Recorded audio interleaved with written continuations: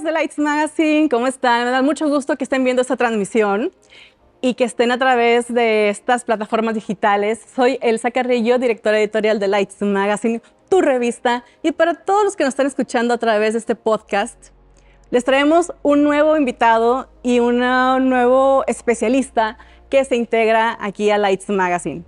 Estoy hablando del abogado y licenciado Luis Lauro García Treviño. ¿Cómo está, licenciado? Buen día. Buen día, Elsa. Buen día a todos y todas. Pues aquí con esta nueva experiencia y esperando que sea muy fructífera.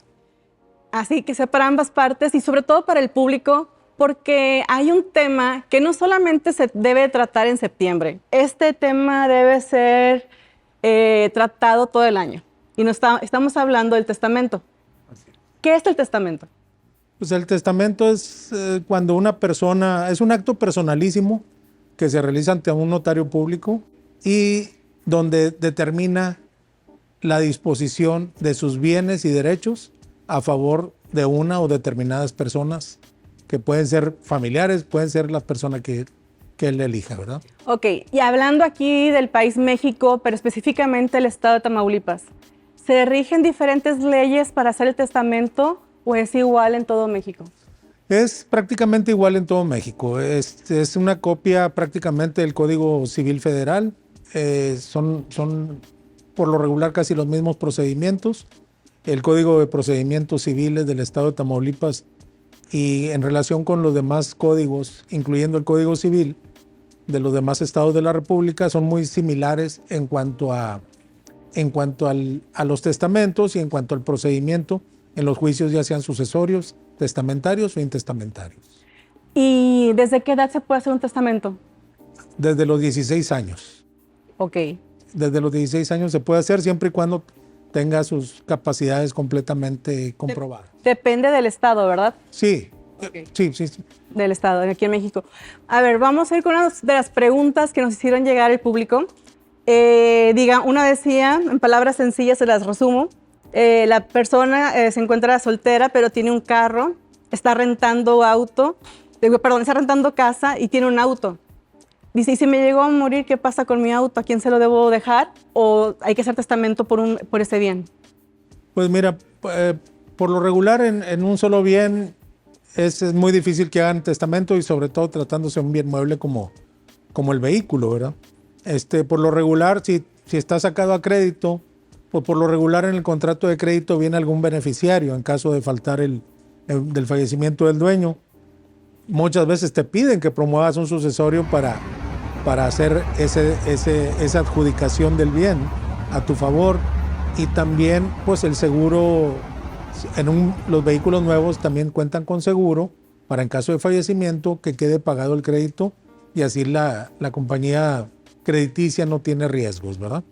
Es importante porque a lo mejor la persona que hizo la pregunta fue así como que no leyó muy bien lo que firmó de repente, que pasa mucho que firmamos y no te pones a leer las 10 páginas. Pero todos los bienes que tengas, bienes y derechos, Okay, tienen que ser o los donas o los vendes y tienes que disponer de tus bienes. Si no dispones, pues entrará la sucesión intestamentaria, la sucesión legítima. Para los que tengan derecho a adquirir los bienes, pues podrán denunciar un juicio y adjudicárselo, ¿no? Y en su experiencia o lo que le ha tocado estar cerca también, bueno, en el despacho, ¿cuáles son algunas de las razones por las que las personas hacen el testamento? Porque luego empezarían a decir como que, ya quieres que me muera, cuando un familiar sugiere que es momento de hacer el testamento. Sí, porque a lo mejor ya tengo 60 años, ya me ves como adulto mayor, y piensas que me voy a morir en cualquier rato. Y hay quienes se niegan a hacerlo porque sienten que están llamando incluso a la mala suerte. Sí. Siendo que en México pues, nos reímos y festejamos o festejan el Día de los Muertos, Nos ¿verdad? reímos mucho de la muerte, pero nadie nos queremos morir. Sí. En su experiencia, ¿cuáles son las principales razones? Básicamente, yo en mi experiencia he visto que por lo regular van ya adultos mayores, ¿verdad? Personas que ya sienten pasos o ya sienten que en cualquier momento pueden perder la vida, pero yo creo que la persona que tenga bienes y derechos debería hacer alguna disposición testamentaria para evitar problemas futuros en cuanto a los bienes y en cuanto a los familiares, sobre todo si tiene muchos bienes, ¿verdad? Tiene que disponer. Pero la realidad nos ha enseñado que poquitos bienes o muchos bienes, por lo regular, hay algunas circunstancias de desacuerdo entre los familiares. Bueno, pongamos un ejemplo. La tía o la abuelita tiene una colección de bolsas valuadas a lo mejor $1,000,000 y a cada sobrina o nieta les dijo, tú te quedas con esta bolsa, tú con esta, tú con esta. ¿Ese tipo de objetos entran en un testamento? Cualquier objeto y cualquier derecho, no tiene que ser algo tangible, puede ser algo intangible, ¿verdad? Incluso, o sea, aunque sean de que un collar, o sea, ese tipo de detalles. Así es, derechos de autor, si tienes un libro que hiciste y te dan regalías, pues es intangible, ¿verdad? Está el libro ahí, pero los derechos de autor pueden ser también parte de una donación, ¿verdad? En septiembre... De un testamento. Sí, y en septiembre generalmente aumenta, ahora sí que las personas que quieran hacer testamento, o realmente en México la conciencia de hacer testamento todavía está un poco baja. Va aumentando cada vez más la conciencia de hacer disposición testamentaria, pero muchos se esperan o nos hemos esperado a que te digan, ¿sabes qué? Pues ya tienes alguna enfermedad que puede ser muy riesgosa y por lo regular nos esperamos esa situación o alguna situación de enfermedad que nos suceda, ¿verdad?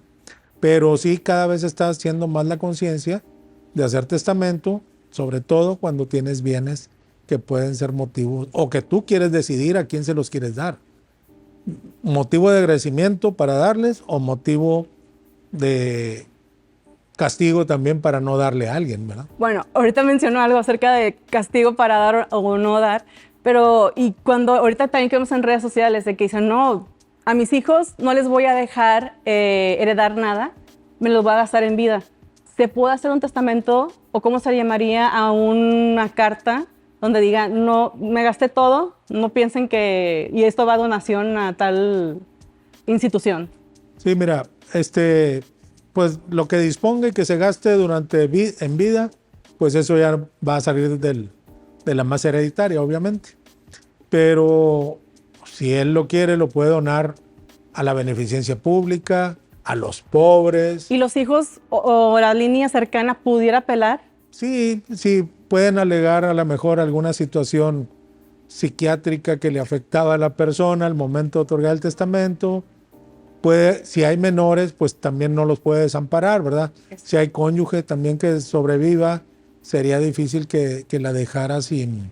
Si todo el tiempo, por ejemplo, si fue el hombre que fue el proveedor de la casa y al fallecer le dona todo a una tercera persona y deja a la esposa sin bienes, pues también ahí sí entra la apelación. Ahí sí entra una protección de la ley también a favor de los menores y de los cónyuges, ¿verdad? Por aquí una pregunta, dice, ¿qué pasa si la esposa o el esposo fallece alguno de los dos y estaban casados por bienes separados y no hubo testamento, pero estaban construyendo una propiedad o uno está adquiriendo un vehículo? Sí, mira, cuando fallece uno de los cónyuges, el cónyuge que sobrevive hereda. Si no tienen hijos, hereda el 100%, aunque estén casados por separación de bienes. Pero si concurren con hijos y están casados por separación de bienes, los hijos y la mamá heredan por partes iguales. Okay. Vamos a decir, son 2 hijos más la mamá, entonces la herencia se reparte entre 3 personas, si no hubo testamento, ¿verdad? Pero si los bienes que tiene la mamá superan la porción que le corresponde a un hijo, ya la mamá no tiene ese derecho para heredar. Si la mamá tiene bienes adicionales, okay, vamos a decir, la señora tiene, o el señor, ¿verdad? Cualquiera de los dos, tiene 4 propiedades y el señor se está dejando 2 propiedades que tienen el valor, vamos a decir que son iguales en cada una de las propiedades. Cada una vale 100,000 pesos. Total, las 4 propiedades valen 400,000. Las 2 propiedades pues valen 200,000. Como la porción de los 200,000 que dejó el cónyuge, el hombre, por decir algo, que falleció, le corresponde, si lo divide entre 2, pues le tocan 100,000 pesos. Y la señora tiene 400,000 pesos en propiedades, entonces ya no le ya no hereda a ella, Ok. porque ella tiene más bienes que lo que les corresponde a sus hijos. Los bienes quedan para sus hijos y ella no queda en desamparo, ¿verdad? Muy Porque bien. tiene bienes propios. Muy bien, muy bien. Una de las palabras que a veces escuchamos o hemos escuchado si ponemos atención es la palabra albacea. ¿Quién es la albacea o cómo se nombra? Lo nombra el testador ante el notario público. Él decide quién puede ser el albacea y puede nombrar hasta varios albaceas, pero nada más puede ejercer una persona, ¿verdad? Por lo regular es albacea universal. Se puede nombrar un titular y se puede nombrar 2, 3, los que quiera sustitutos, ¿verdad? ¿Quiénes serían sus sustitutos y por qué? Los que él decida. Pero sería en lugar que, en caso que la universal No quisiera, o fallezca, algo así. o pues. fallezca, Ok. o tenga más de 60 años, o esté enferma. Hay causas que puede excusarse de cumplir el cargo de albacea. Ser mayor de 60 años es una causa. Estar enfermo es otra causa. Estar en el servicio militar, ser servidor público, también es impedimento para ser albacea. O sea, los que están en la política Pues no pudieran ser. necesariamente si estás en la política y no tienes un cargo de servicio público, por decir un dirigente de un partido político, él no es servidor público, es presidente de un partido, pero por los que la ley es muy clara.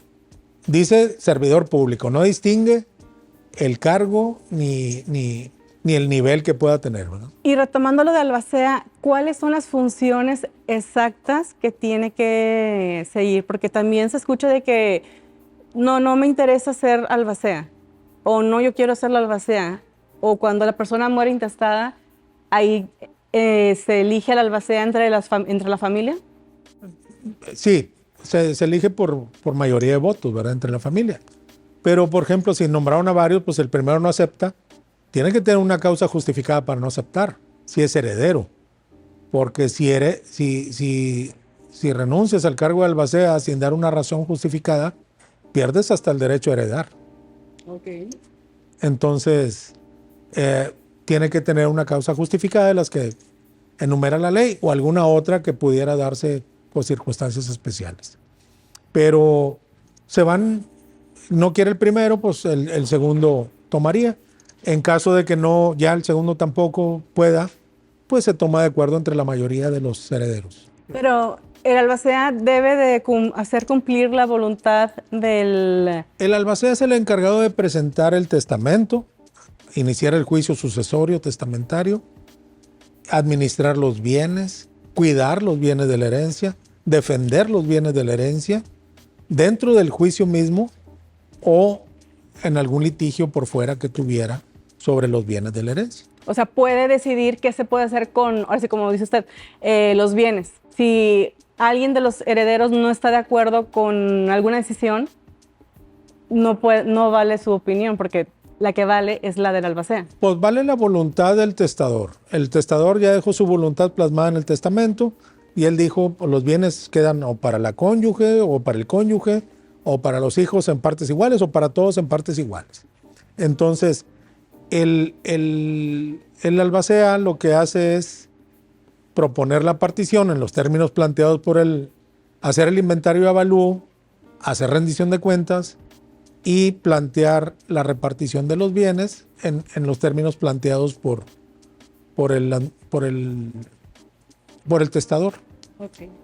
Y también pudiera hacer venta de bienes en caso de que hubiera necesidad de cubrir gastos mortuorios o algún otro gasto relacionado con el mantenimiento de los bienes de la herencia también, ¿verdad? Pero si uno de los herederos no está de acuerdo, no se lleva a cabo la venta. Pues lo tiene que manifestar, pero la ley lo autoriza.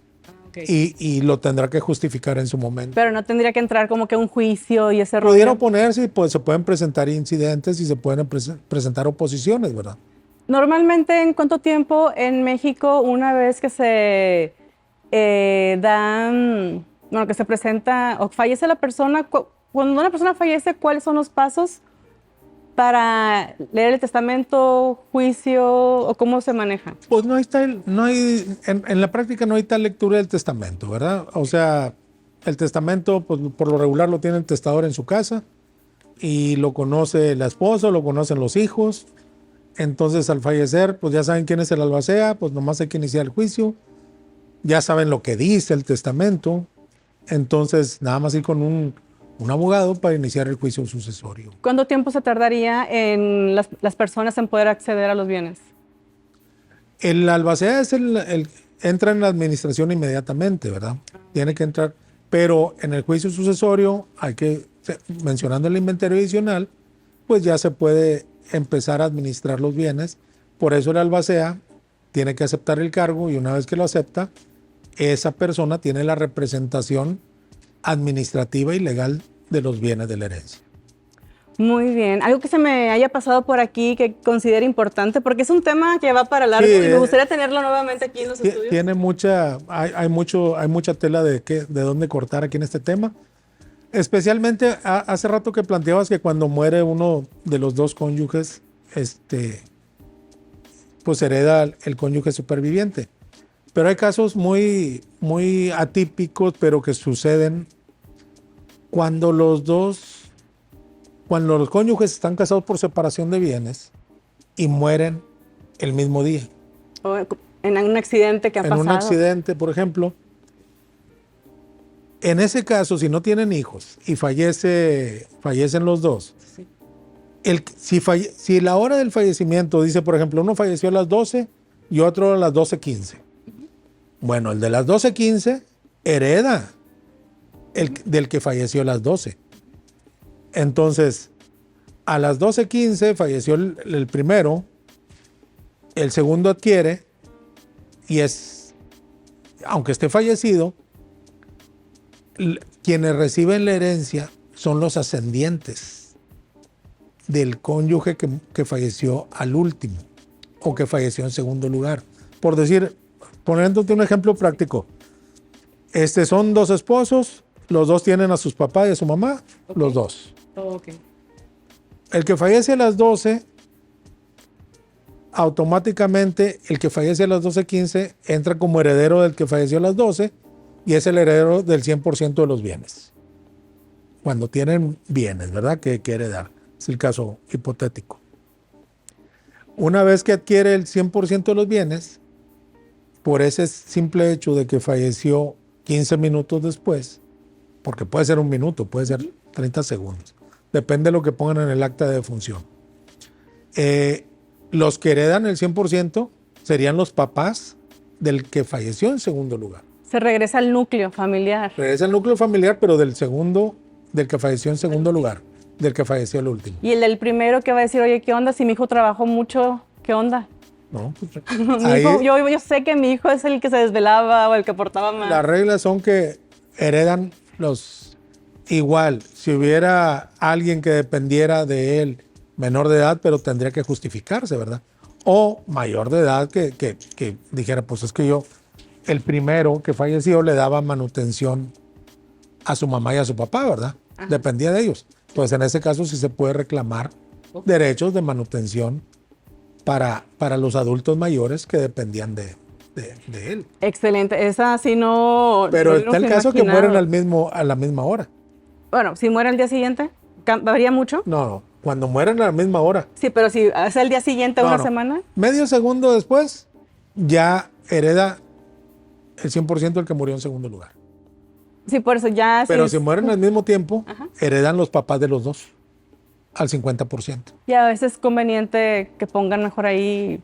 Pues tienen que poner lo que sucedió, ¿verdad? ¿No? Ahí sí no se puede establecer la conveniencia o no de poner las circunstancias, pero muchas veces es muy difícil determinar la hora del fallecimiento, sobre todo cuando llegas al lugar y los dos fallecieron, tratándose de casos de accidentes principalmente. Le agradezco muchísimo, licenciado Lauro, que haya estado aquí en los estudios de Lights Magazine y que se haya integrado como parte de los especialistas. Me da mucho gusto y nos vemos y nos escuchamos muy pronto. Muchas gracias y estoy a sus órdenes. Gracias. Continuamos con más.